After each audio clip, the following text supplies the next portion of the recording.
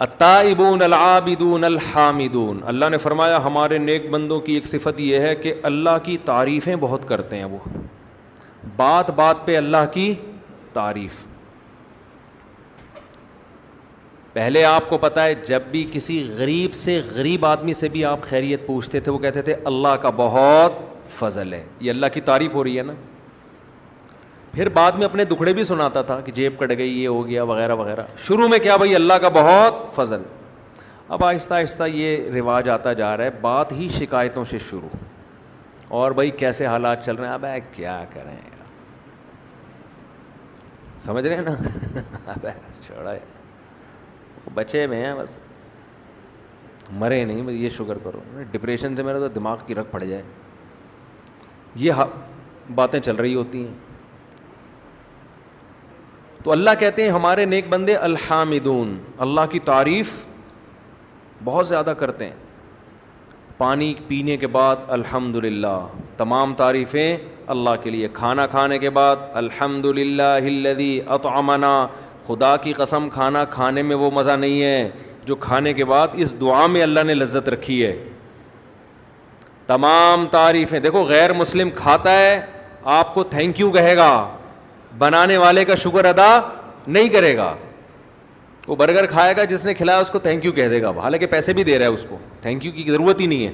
وہ بھی اس کو تھینک یو اور یہ بھی اس کو تھینک یو. تھینک یو کا تبادلہ ہو رہا ہے. اس نے پیسے دیے، کوئی احسان نہیں کیا، پیسے دے دیے نا، بدلہ دے دیا احسان کا، اور اس نے پیسوں کے بدلے میں اس کو برگر دے دیا. تھینک یو بنتا ہے، پھر بھی تکلف میں تھینک یو. اور جس کا بنتا ہے تھینک یو اس کا کوئی تذکرہ غیر مسلم کی زبان پہ نہیں ہوتا. ما کان لکم ان تنبتوا شجرہا، قرآن کہتا ہے یہ ان درختوں کو تمہارے ہاتھوں نے تھوڑی بنایا ہے. یہ جو برگر آپ کھا کے برگر جیسے بن رہے ہو، یہ گندم تو اللہ نے پیدا کی ہے، یہ تو اس نے پیدا کی اپنی طاقت اور قدرت سے. ما کان لکم، تمہارے بس میں نہیں تھا. وہ پیاز جو اس میں ڈلا ہے وہ اللہ نے پیدا کیا. ایک ایک چیز، گوشت اللہ نے بنایا، ہر چیز. مجھے نہیں پتا برگر میں آج کل کیا کیا ڈل رہا ہے، جو چیزیں ہیں ہو سکتا ہے لوگ اس پہ بھی کمنٹس کرتے ہیں کہ اس کو پورا برگر بھی 3 پارٹس بتائے برگر کے، جو اہم چیز تھی وہ تو بتائی نہیں. تو ہمیں بس اتنا سائنسی معلومات برگر کے بارے میں پتا ہے کہ برگر کھا کے آدمی کیسا بن جاتا ہے. برگر جیسا بن جاتا ہے، ایسے دباؤ تو دب جائے گا وہ آرام سے. جو پراٹھے کھانے والا ہے اس کو دباؤ گے دبے گا نہیں. وہ سمجھ رہے ہیں نا، بولے گا آگے سے وہ کہ کیوں دبا رہا ہے بھائی تو. صحیح ہے نا. تو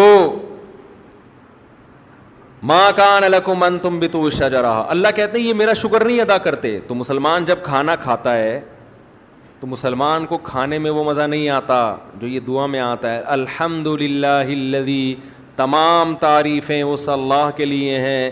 اطعمنا، جس نے ہمیں کھلایا. وسقانا، اور جس نے ہمیں پلایا. اور سب سے مزے کی بات یہ، کھلاتا تو کافروں کو بھی ہے جو اس کا شکر ادا نہیں کرتے. ہمیں یہ دعا پڑھنے کی توفیق دی، شکر کی. وجعلنا مسلمین، ہمیں اس نے فرما بردار بنا دیا، مسلم بنا دیا کہ آج اس کی نعمت کھا کے اس کا شکر ادا کر رہے ہیں. یہ اس سے بڑا احسان ہے اس کا.